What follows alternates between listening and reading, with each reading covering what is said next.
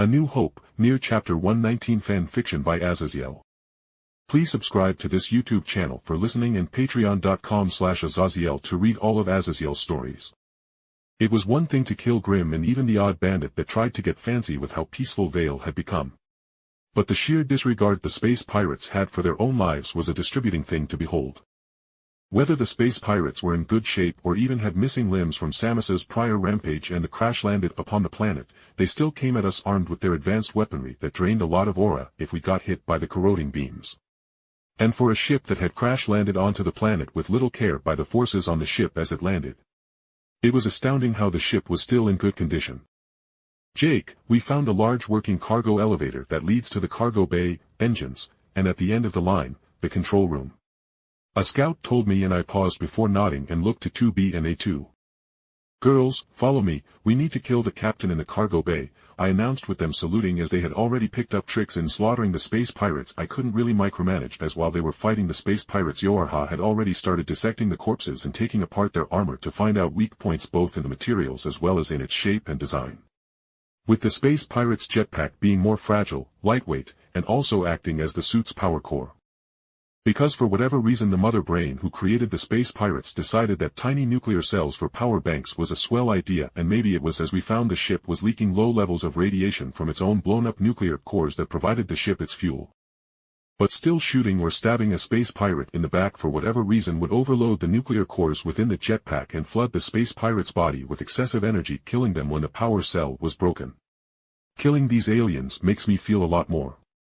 fulfilled than killing the Grimm or the machine army of our old world, A2 said softly as we rode the elevator, and for a moment 2B paused before she nodded silently in confirmation and that nod made me hope I never landed in Star Wars or somewhere with friendlier aliens as Yorha was still ultra-racist and hated aliens.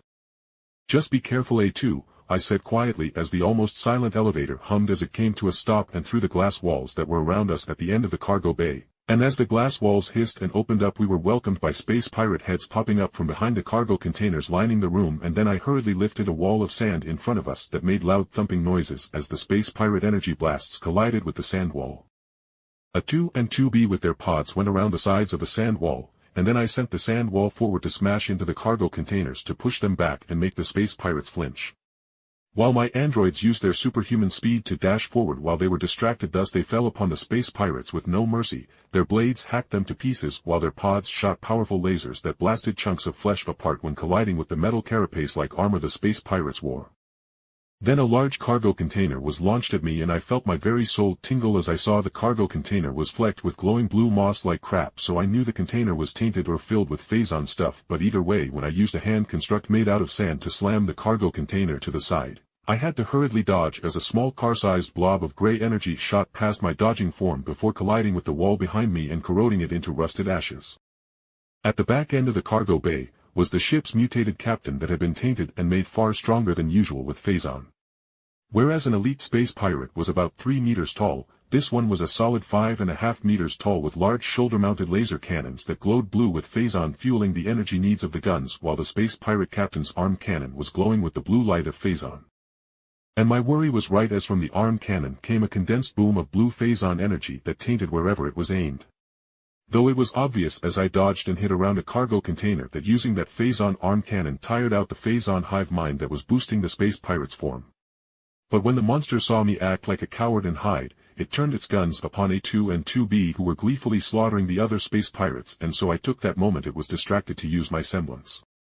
See I was human, and with my human mind unless Gene was here to boost my semblance and basically boost my comprehension I couldn't just casually close the gaps between insane concepts like flicking the switch between the gap of life and death. That was beyond me. But just pinching the space between the head and a person's chest, compressing their neck to a splatter of gore. Without a supernatural shield like aura or innate magical resistance, I was able to take the time to twist the space pirate captain into a fleshy pretzel with its vividly glowing phazon-enhanced blood being splat on the ground while 2B and A2 finished off the rest of the space pirates. White, send in the magically, and dust-enhanced flamethrower cleaners to the cargo bay to clean up the phazon down here, I ordered as I looked around the cargo bay and my face twitched at the sight of a broke-up cargo container and its contents. Floating within the air was one of Samus's suit upgrades. Meaning Samus was going to be making her way here at any moment now.